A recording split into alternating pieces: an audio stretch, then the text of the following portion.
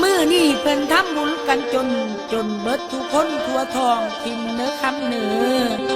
ทำบุญเขาประดับดิน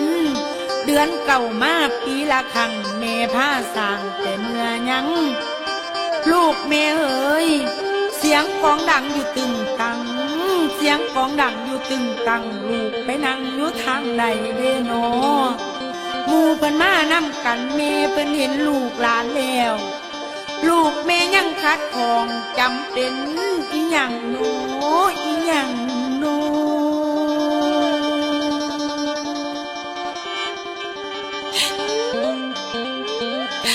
โอ้ยลูกคิดบ่พอลืมแล้วแม่ผู้ตายคำเมือ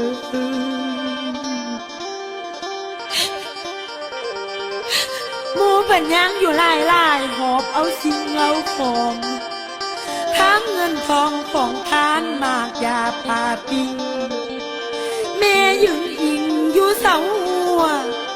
ฟังเสียงหัวเป็นหาวซื้อเป็นหาวซื้อ